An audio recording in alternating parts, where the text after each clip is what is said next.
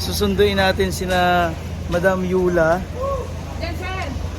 Sir Onjay, and si Sir Paul. Dito na ako. Doon, sasakyan natin yung malaking barko.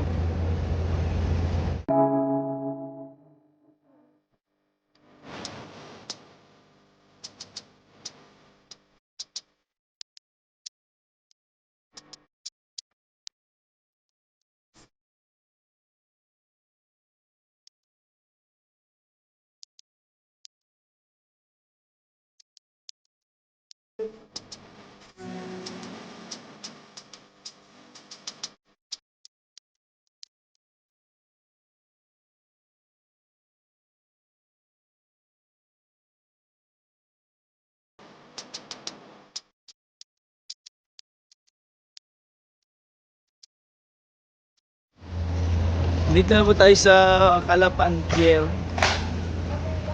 para po lumuwas sa Maynila. Susunduin natin sina Madam Yula, Sir Onjay, and si Sir Paul. Dito na ako. Doon, sasakyan natin yung malaking barko. Marami pala kaming kasabay, mga bus. Hindi ko lang alam kung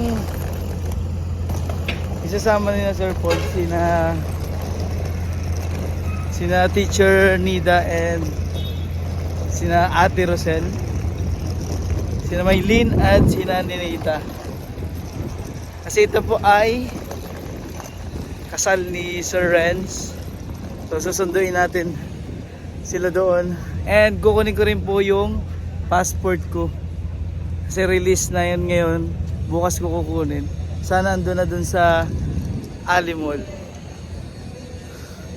Ito, waiting pa kami. Diretso na ata. Sir, pwede na pumasok? Dito pala. Pwede na pala pumasok. Maraming tao dito. Ito, sir. Thank you po. Thank you. Pwede na pala, kala ko bawal. Batangas ba ito, sir, no? Thank you po. Batangas po.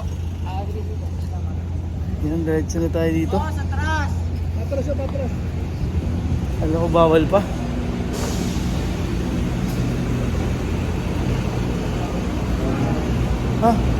Sir, saan yung ano dito?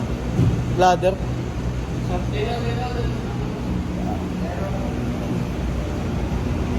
Ayos ah.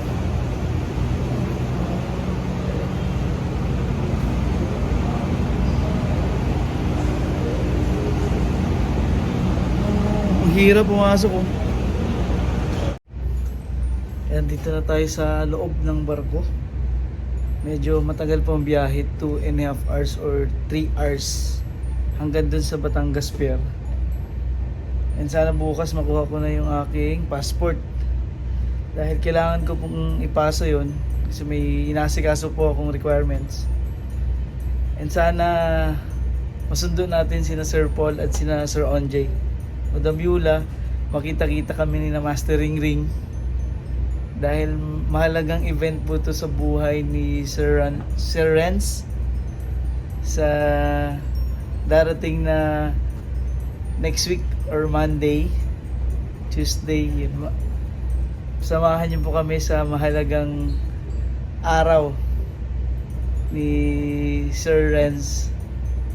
Kaya ipilitin ko na magkasama-sama kami. Susunduin ko silang lahat papunta dito sa Oriental Mindoro.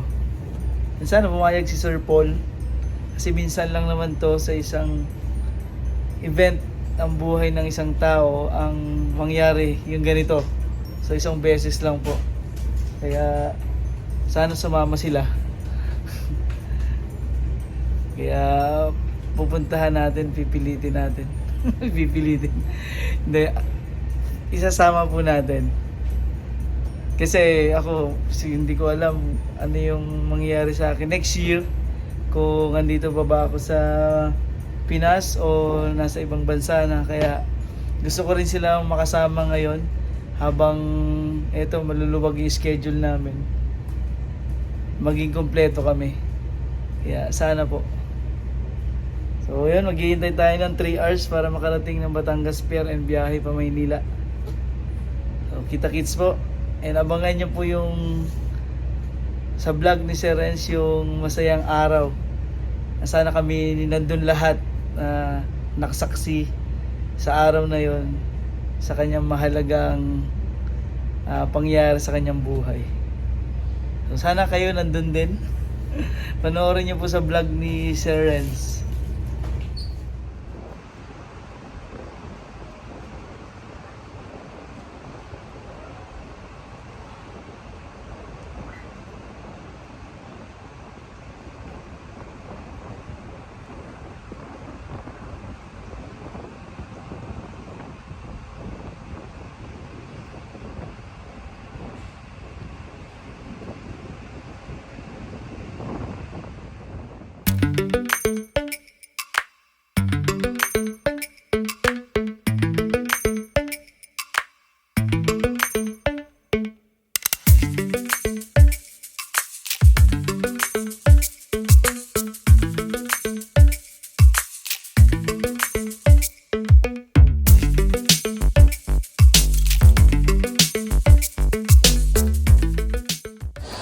Morning!